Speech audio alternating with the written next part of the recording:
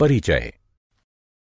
क्या तुम जानती हो कि हमारे सौर तंत्र में केवल हमारी पृथ्वी ही एक ऐसी है जिस पर जीवन पाया जाता है। हाँ, ये इसलिए होता है क्योंकि जीवन के लिए आवश्यक कुछ निश्चित वातावरणीय दशाएं जैसे तापमान, जल, वायु तथा भोजन केवल पृथ्वी पर ही उपलब्ध है। पृथ्वी पर उपस्थित संपदा पृथ्वी पर पाए जाने वाले सभी जीवधारियों की भी मूलभूत आवश्यकताओं की प्राप्ति के लिए जरूरी है। इसके अतिरिक्त सूर्य से मिलने वाली ऊर्जा भी पृथ्वी पर रहने वाले जीवों के लिए आवश्यक है। जीवमंडल पृथ्वी की सतह पर जीवन को सहायता देने वाला तंत्र है, जो कि वायुमंडल में कुछ मील की दूरी से लेकर महासागरों के गहरे समुद्र की तलहटी तक फैला हुआ है। भूमि, जल तथा वायु पृथ्वी पर पाए जाने वाले संपदाएं हैं। प्राकृतिक संसाधन वायुमंडल, जलमंडल और स्थल मंडल के घटक हैं। जीवन मंडल का भौतिक भाग 3 मुख्य समूहों में विभाजित किया गया है: स्थल मंडल, जल मंडल और वायुमंडल। स्थल मंडल में पृथ्वी की सबसे बाहरी परत यानी परपटी या क्रस्ट के ठोस घटक जैसे मृदा, चट्टान और खनिज शामिल होते हैं। केवल पृथ्वी की सबसे बाहरी परत, जिसे मृदा भी कहते हैं, में जीवित जंतु पाए जाते हैं तथा ये जीव मंडल का एक भाग बनाती है। तालाब, नदियां, झील और समुद्र सभी जल मंडल के जलीय घटकों में शामिल हैं। जल पृथ्वी के सतह का लगभग 75% भाग घेरता है। जल भूमिगत भी पाया जाता है। वायुमंडल एक कंबल की तरह जलमंडल और स्थल मंडल के आसपास गैस का आवरण बनाता है।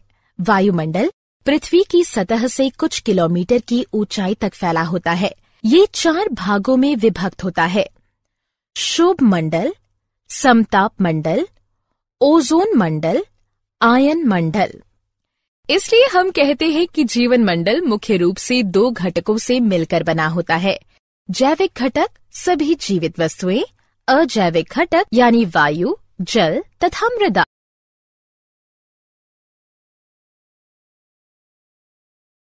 उद्देश्य।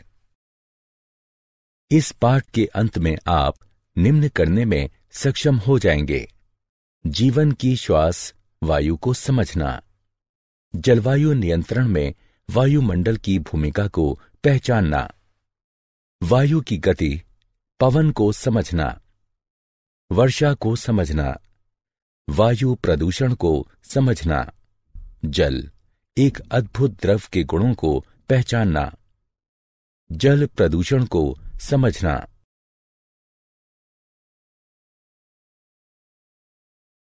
जीवन की श्वास वायु। हम सभी जानते हैं कि वायु नाइट्रोजन, ऑक्सीजन, कार्बन डाइऑक्साइड तथा जल वाष्प का एक मिश्रण है। इस मिश्रण के कारण ही पृथ्वी पर जीवन संभव है। पृथ्वी की सतह पर अधिकांश मात्रा में नाइट्रोजन तथा ऑक्सीजन उपस्थित है। नाइट्रोजन 78%, ऑक्सीजन 21%, कार्बन डाइऑक्साइड तथा अन्य गैसें 0.03%, निष्क्रिय गैसें ऑर्गन 0.93%। हम ये पहले से ही जानते हैं कि जीवधारी यूकेरियोटिक या प्रोकैरियोटिक कोशिकाओं से मिलकर बने होते हैं। इसलिए कोशिकाओं को ग्लूकोज अणुओं के विखंडन तथा अपने क्रियाकलापों के लिए ऊर्जा प्राप्त करने के लिए ऑक्सीजन की आवश्यकता होती है। इसके परिणाम स्वरूप कार्बन डाइऑक्साइड का निर्माण होता है। एक अन्य प्रक्रिया जिसके परिणाम स्वरूप ऑक्सीजन की खपत तथा कार्बन डाइऑक्साइड का निर्माण होता है, दहन की प्रक्रिया कहलाती है, जो कि या तो मानव क्रियाकलापों अथवा जंगलों में लगी आग का परिणाम होती है। हालांकि विभिन्न क्रियाकलापों द्वारा कार्बन डाइऑक्साइड का एक बड़ी मात्रा में निर्माण होता है, किंतु फिर भी वायुमंडल में कार्बन डाइऑक्साइड का प्रतिशत कुल प्रतिशत का एक छोटा सा भाग ही है। कार्बन का यह प्रतिशत सीमित इसलिए है क्योंकि कार्बन डाइऑक्साइड दो विधियों से स्थिर होती है। पहला, हरे पौधे इसे ग्रहण करके सूर्य के प्रकाश तथा क्लोरोफिल की उपस्थिति में ग्लूकोज में बदल देते हैं। दूसरा, बहुत से समुद्री जंतु समुद्री जल में घुले कार्बोनेट से अपने कवच बनाते हैं। जलवायु नियंत्रण में वायुमंडल की भूमिका। जैसे कि हम पहले भी चर्चा कर चुके हैं कि वायुमंडल पृथ्वी को एक कंबल की भांति ढकता है। हम यह भी जानते हैं कि वायु ऊष्मा का एक कुचालक है। वायुमंडल दिन में तापमान को अचानक बढ़ने से रोकता है। वायुमंडल पृथ्वी के औसत तापमान का दिन के समय और यहां तक कि पूरे वर्ष भर लगभग नियत बनाए रखता है और रात के समय ऊष्मा को बाहरी अंतरिक्ष में जाने की दर को कम करता है। पृथ्वी तथा चंद्रमा सूर्य से लगभग समान दूरी पर हैं, किंतु चंद्रमा की सतह जहां वायुमंडल नहीं है, उस पर तापमान -190 डिग्री सेल्सियस से 110 डिग्री सेल्सियस के मध्य रहता है।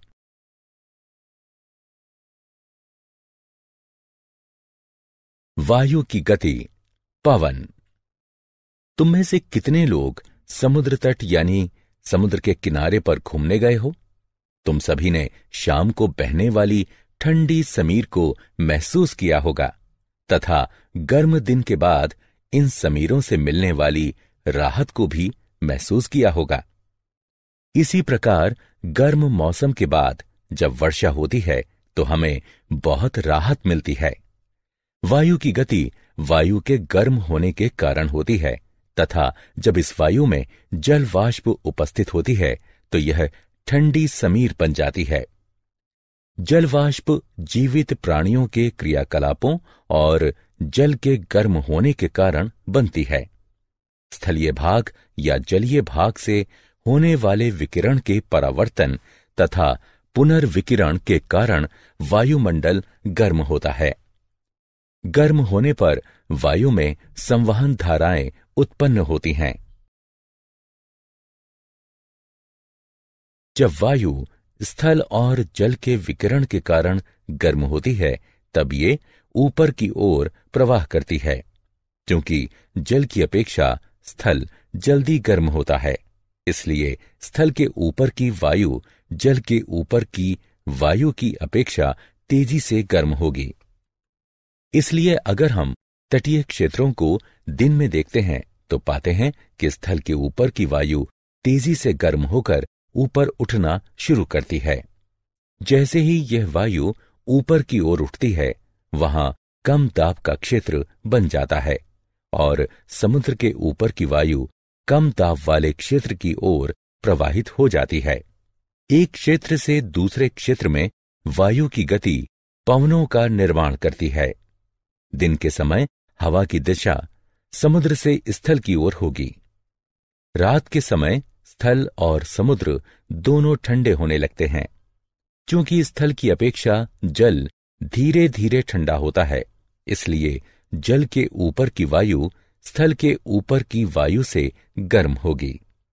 हवा की सभी गतियां विभिन्न वायुमंडलीय प्रक्रियाओं का परिणाम है, जो पृथ्वी के वायुमंडल के असमान विधियों से गर्म होने के कारण होता है।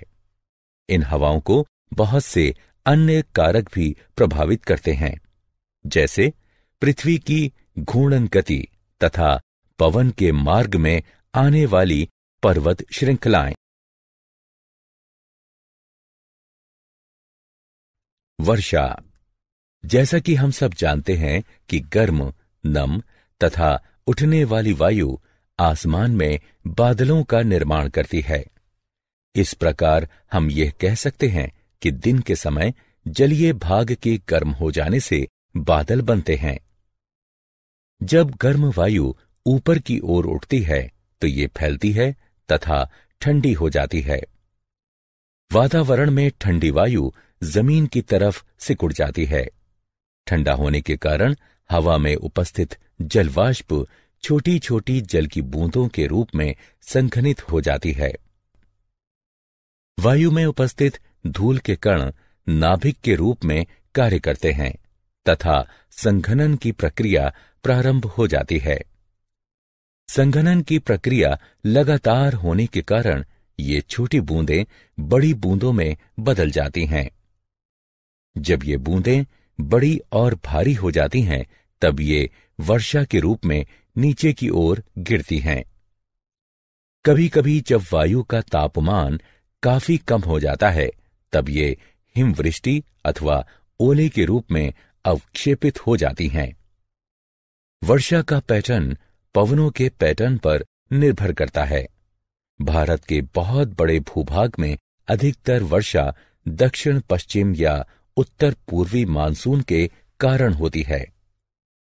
हम मौसम सूचनाओं में अक्सर ये सुनते हैं कि बंगाल की खाड़ी पर वायु का दबाव कम होने के कारण कई क्षेत्रों में वर्षा हुई। वायु प्रदूषण। इन दिनों प्रदूषण शब्द बहुत ही प्रचलित हो गया है, लेकिन इसका मतलब क्या होता है? मैं तुम्हें बताता हूं। हमारे वातावरण के भौतिक, रासायनिक तथा जैविक गुणों में होने वाला कोई भी अवांछनीय परिवर्तन प्रदूषण कहलाता है। वायु, जल तथा मृदा में होने वाला प्रदूषण जीवन के विभिन्न रूपों पर कुप्रभाव डालते हैं। जबकि प्रदूषक एक ऐसा पदार्थ, रसायन या कारक है जो कि वातावरण में पहुंचकर मानव के जीवन पर बुरा प्रभाव डालता है। प्रदूषक को इस प्रकार भी परिभाषित किया जा सकता है कि यह एक गलत मात्रा में, गलत स्थान पर या गलत समय पर पाया जाने वाला एक घटक है। वातावरण में बाह्य कणों अथवा गैसों की उपस्थिति जो कि मानव, पौधों तथा जंतुओं के लिए हानिकारक होती है, वायु प्रदूषण कहलाती है। वायु प्रदूषण का मुख्य कारण जीवाश्म ईंधन का दहन है। जीवाश्म ईंधन जैसे कोयला और पेट्रोलियम पदार्थों में नाइट्रोजन और सल्फर की बहुत कम मात्रा होती है। जब ये ईंधन जलते हैं, तब नाइट्रोजन और सल्फर भी इसके साथ जलते हैं तथा यह नाइट्रोजन और सल्फर के विभिन्न ऑक्साइड उत्पन्न करते हैं। इन गैसों का केवल सांस के रूप में लेना ही खतरनाक नहीं है, बल्कि ये वर्षा के जल में मिलकर अम्लीय वर्षा भी करते हैं। जीवाश्म ईंधनों का दहन वायु में निलंबित कणों की मात्रा को भी बढ़ा देता है। ये निलंबित कण बिना जले कार्बन कण या पदार्थ हो सकते हैं, जिन्हें हाइड्रोकार्बन कहा जाता है। इन सभी प्रदूषकों की अधिक मात्रा में उपस्थिति दृश्यता को कम करती है, विशेषकर सर्दी के मौसम में जब जल भी वायु के साथ संघनित होता है। इसे धूम कोहरा कहते हैं तथा ये वायु प्रदूषण की ओर संकेत करते हैं। इन पदार्थों वाली वायु में सांस लेने से कैंसर, हृदय रोग या एलर्जी जैसी बीमारियां होने की संभावनाएं अधिक हो जाती हैं।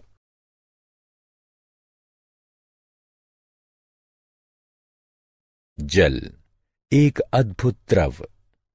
जल पृथ्वी की सतह के सबसे बड़े भाग पर उपस्थित है और यह भूमिगत भी होता है।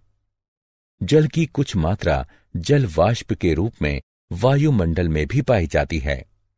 पृथ्वी की सतह पर पाए जाने वाले जल का कुल 97% सागरों तथा महासागरों में पाया जाता है तथा यह जल क्षारीय होता है। पृथ्वी पर 1% ही स्वच्छ जल पाया जाता है। 2% शुद्ध जल बर्फ के रूप में दोनों ध्रुवों पर तथा बर्फ से ढके पहाड़ों पर पाया जाता है। भूमिगत जल तथा नदियां, झीलें तथा तालाबों में पाया जाने वाला जल भी स्वच्छ जल होता है। स्वच्छ जल की उपलब्धता विभिन्न स्थानों पर भिन्न भिन्न होती है। गर्मी के मौसम में अधिकतर स्थानों पर जल की कमी हो जाती है।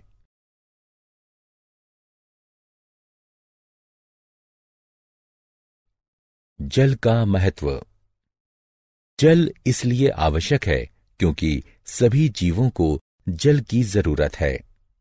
सभी कोशिकीय प्रक्रियाएं जलीय माध्यम में होती हैं। सभी प्रतिक्रियाएं जो हमारे शरीर में या कोशिकाओं के अंदर होती हैं, वह जल में घुले हुए पदार्थों में होती हैं। शरीर के एक भाग से दूसरे भाग में पदार्थों का संवहन खुली हुई अवस्था में होता है। इसलिए जीवित प्राणी जीवित रहने के लिए अपने शरीर में जल की मात्रा को संतुलित बनाए रखते हैं। स्थलीय जीवों को जीवित रहने के लिए शुद्ध जल की आवश्यकता होती है, क्योंकि खारे जल में नमक की अधिक मात्रा होने के कारण जीवों का शरीर उसे सहन नहीं कर पाता है। इसलिए प्राणियों और पौधों को पृथ्वी पर जीवित रहने के लिए आसानी से जल उपलब्धि के स्रोत आवश्यक हैं।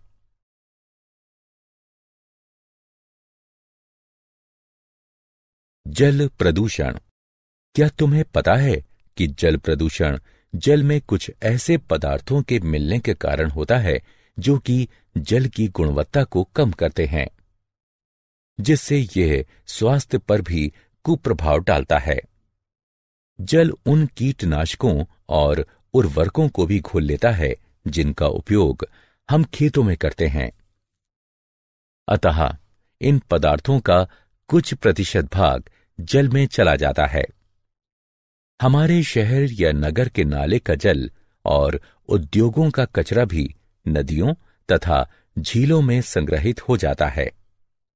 कुछ उद्योगों की बहुत सारी क्रियाओं में शीतलता बनाए रखने के लिए जल का प्रयोग किया जाता है तथा इस प्रकार निष्पादित गर्म जल को जलाशय में वापस लौटा दिया जाता है। जब बांध से जल को छोड़ा जाता है, तब नदियों के जल के तापमान पर भी प्रभाव पड़ता है। गहरे जलाशय के अंदर का जल सूर्य के द्वारा गर्म ऊपर की सतह के जल की तुलना में शीतल होगा। ये सभी जलाशयों में पाए जाने वाले जीवों के प्रकार को विभिन्न प्रकार से प्रभावित कर सकते हैं। ये कुछ जीवों की वृद्धि को प्रोत्साहित करते हैं, तो कुछ को हानि पहुंचा सकते हैं। ये इस प्रणाली में उपस्थित विभिन्न जीवों के संतुलन को बिगाड़ सकते हैं।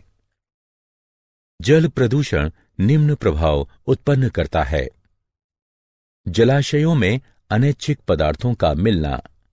ये रोग फैलाने वाले जीव जैसे हैजा फैलाने वाले बैक्टीरिया भी हो सकते हैं। इच्छित पदार्थों को जलाशयों से हटाना। किसी भी तरह का परिवर्तन जो इस घुली हुई ऑक्सीजन की मात्रा को कम करता है, उसका जलीय जीवों पर विपरीत प्रभाव पड़ता है। जलाशय से अन्य पोषक की कमी भी हो सकती है।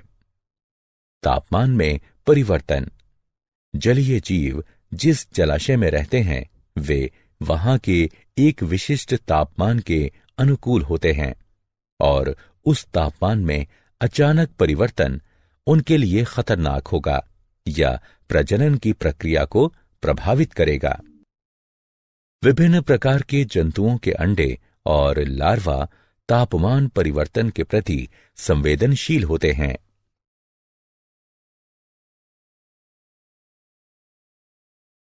क्या आप जानते हैं, स्टैच्यू ऑफ लिबर्टी SO2 तथा NO2 एवं ताजमहल मथुरा रिफाइनरी से निकलने वाले SO2 के द्वारा प्रभावित हो रहे हैं। SO2 से अस्थमा तथा ब्रोंकाइटिस आदि होने की संभावना बढ़ जाती है। 1920 में जापान में 200 लोग इटाई रोग के प्रभाव के कारण मर गए थे, जो कि कैडमियम विष के कारण हुई थी। 1989 से 5 जून को विश्व पर्यावरण दिवस के रूप में मनाया जाता है। 16 सितंबर को ओजोन परत के बचाव का अंतर्राष्ट्रीय दिवस के रूप में मनाया जाता है। अक्टूबर का प्रथम सप्ताह वन्य जीवन सप्ताह के रूप में मनाया जाता है।